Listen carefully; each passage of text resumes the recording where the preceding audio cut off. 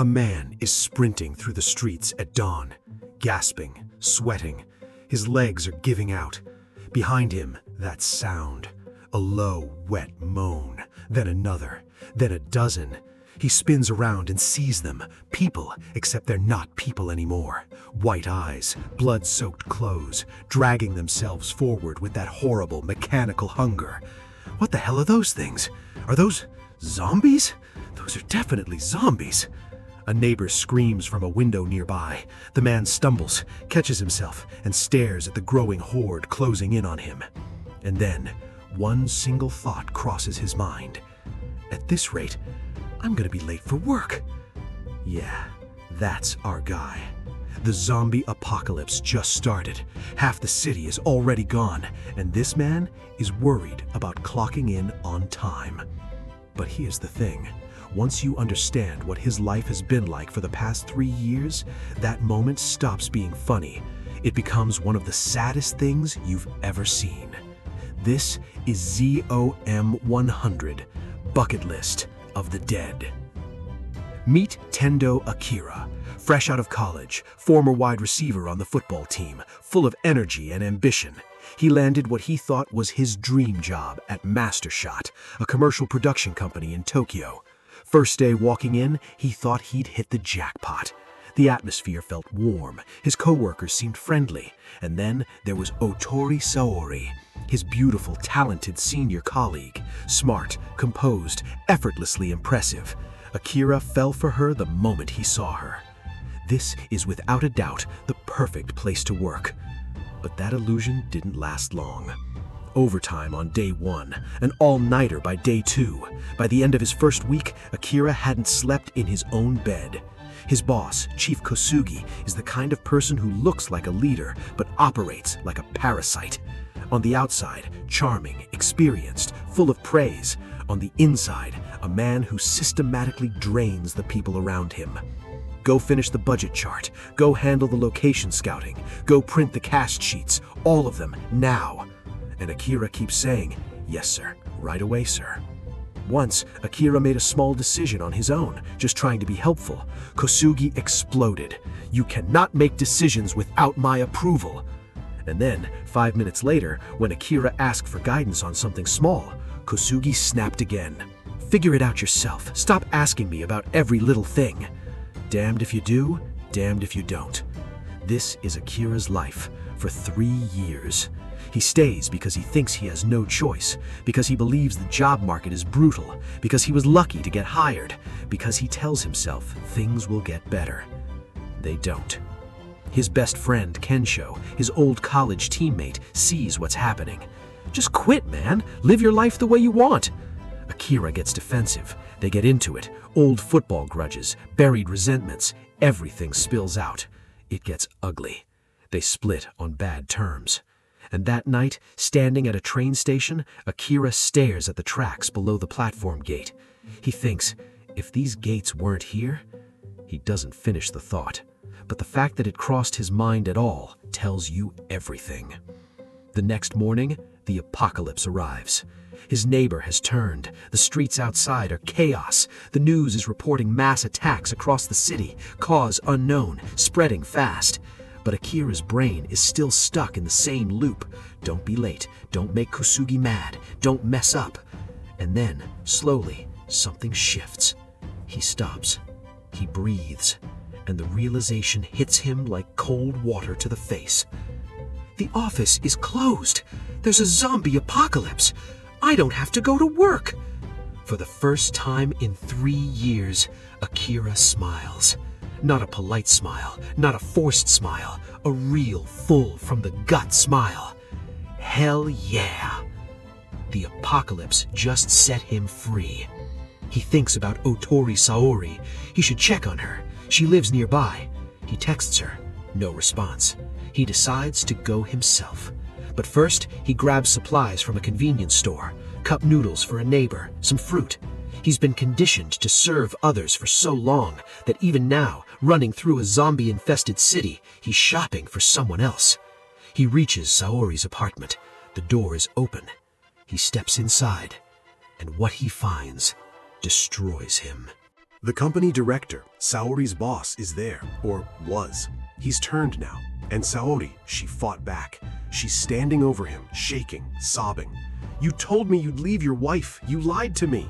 The director had been stringing her along, made her believe he'd leave his marriage for her, used her, and now he's a zombie, and she's screaming at him anyway, because the grief and the rage have nowhere else to go. But the worst part? Saori's been bitten. Akira watches her begin to change, and he drops to his knees in front of her. "Ever since I joined this company, I looked up to you, and I think, from the very beginning, I've been in love with you." She can't hear him anymore. She's already gone. But he said it. He needed to say it. Item number 1 on a list he hasn't written yet: tell someone you love them. He goes home, sits on the floor. The weight of everything crashes down. What we really want to do just falls to the wayside. If I can't live the way I want, I might as well be zombie food. But then he stops himself. No, that's not it. He grabs a pen. He grabs paper. 100 things I want to do before I become a zombie. He starts writing. Tell someone I love them. Check. Clean my room. Camp out in my apartment. Soak in a hot spring. Have drinks with a flight attendant. Ride a motorcycle. Fill a shopping cart without looking at prices. Dye my hair. He's grinning now. Actually grinning. For the first time in years, there's something to look forward to. He gets to work. He clears his apartment, tosses 3 years of corporate anxiety into the trash. He rides a motorcycle through empty streets while zombies stumble after him, and he laughs, genuinely laughs the whole way. He dyes his hair. He sets off fireworks from a rooftop at midnight, watching them explode over a silent, darkened Tokyo. The world is ending, and for the first time in his adult life, Akira is living. But joy shared is joy doubled, and alone there's a ceiling to how good things can feel. His phone rings. Kensho. "Akira, are you alive?" "Kensho, you're okay?" "Barely. I'm kind of stuck. Love hotel in Kabukicho, called Sweet Magic, surrounded on all sides. I might not make it out." Akira doesn't hesitate. "I'm coming to get you." "Are you insane? There are zombies everywhere between here and there. If losing you is the alternative, I'd rather be zombie food." He rides straight into Kabukicho, through the packed, snarling streets, past overturned cars, shattered storefronts, hordes of the undead. He pounds on the hotel door. Kensho stumbles out. They stare at each other, and then Kensho breaks first. "I'm sorry. What I said that night was wrong. I was jealous. You were doing well, and I took it out on you." Akira shakes his head. "No, I'm the one who should be sorry." A zombie lurches around the corner. Neither of them moves for a second. Then they both run, laughing, up to the roof. Kensho cooks everything left in the hotel kitchen. They eat on the rooftop while zombies moan 17 floors below. "To being alive," Kensho says, raising a glass. "To being alive." Akira shows him the list. Kensho reads it, grinning. "You're pretty far from 100, man. Make your own then. It's harder than you think." Kensho picks up the pen, thinks for a moment, then writes, 12. Find my best friend and apologize properly. Check. Akira laughs, then adds his own. 13. Become a superhero who saves everyone. Kensho stares at him. Like Superman? Exactly. You can't fly. Details. But Akira has a plan. The Marine Paradise Aquarium in Ibaraki. They were filming a commercial there when everything collapsed, and in that aquarium is something he needs. A shark diving suit, steel construction, designed to protect divers from shark bites, completely bite-proof. If zombies can't bite through his skin, he can actually do it. He can actually protect people. Kensho looks at him for a long moment. Okay, let's get the suit. On the road, they pick up Shizuka. She's surviving alone, doesn't trust anyone. Efficient, cold, calculating, and clearly carrying something heavy beneath all of that. She watches Akira help strangers, save people he doesn't know, pull over when someone's in trouble, and she tells him, men like you always bring trouble. You'll get people killed. Akira doesn't argue. He just keeps going. Reluctantly, and mostly because she needs the car, Shizuka joins them. What follows is the heart of this film. 3 mismatched survivors on a road trip through the end of the world. They try paddleboard yoga on a glassy lake. They go paragliding off a hillside, screaming with joy over a silent, overgrown Japan. They build a campfire and cook Wagyu beef under the stars. They find a hot spring and soak until their muscles forget they're exhausted. 2 flight attendants join them for a stretch, Reika and Maki, stranded after flying back from LA. Akira checks off another item on his list, have drinks with a flight attendant. And for one night, it feels almost like the world didn't end. But almost is the operative word. One of their group has been bitten, hiding it. In the night, he turns. Maki gets attacked. Reika screams. Kensho fights, but Maki is already gone. The mood shatters. The laughter disappears. Shizuka walks out on them. This is why I don't travel with others. People die. Akira doesn't stop her, but something in his chest pulls. They reach Marine Paradise Aquarium. And there's Kasugi. He got here first. Months ago, apparently, right when everything fell apart. And with his particular brand of toxic leadership, he's turned the aquarium into a fortress. The barricades are made of corralled zombies, driven by sirens to scare off raiders and looters. The people sheltering inside are fed, technically safe, but they work constant shifts, follow strict quotas, and live in quiet terror of the man running it all. Think of this as our company, Kosugi says, smiling. Akira looks around. He sees Yamaguchi and Yoshida, his old co-workers, with the same hollow look they always had back at the office. The same exhaustion, the same resignation. Kosugi puts a hand on Akira's shoulder. I always had high hopes for you. Stay here. Your friends stay safe. It's the only logical choice. That night, Akira sits alone. And for a moment, he almost gives in. The apocalypse is brutal. The aquarium is safe. Kosugi's logic makes a certain kind of sense. Kensho finds him. What's going on with you? You're acting like the old you. Akira doesn't answer. Shizuka, who came back quietly without explanation, finds them both. She lays the bucket list on the table. Item 13, become a superhero who saves everyone. Item 17, cross-country road trip as a trio. She looks at Akira. Zombies can't have bucket lists. He picks up the pen, and he walks out to face Kosugi. Sir, thank you for everything you've taught me. I mean that. Kosugi looks pleased, but I quit.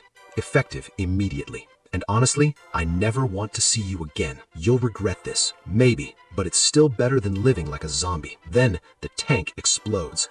A great white shark turned, monstrous, half its flesh hanging off, dead eyes rolling, but the body still moving with that ancient, terrifying drive. It tears through the aquarium floor, shattering the main enclosure. People scatter. Kosugi runs first. Akira runs towards the exhibit hall. He grabs the shark suit, steel mesh head to toe, pulls it on, and runs back out. The fight is everything the movie has been building towards. Shizuka, who it turns out studied medicine before dropping out, figures out the weakness. Sharks navigate using a hypersensitive electrical organ in their nose.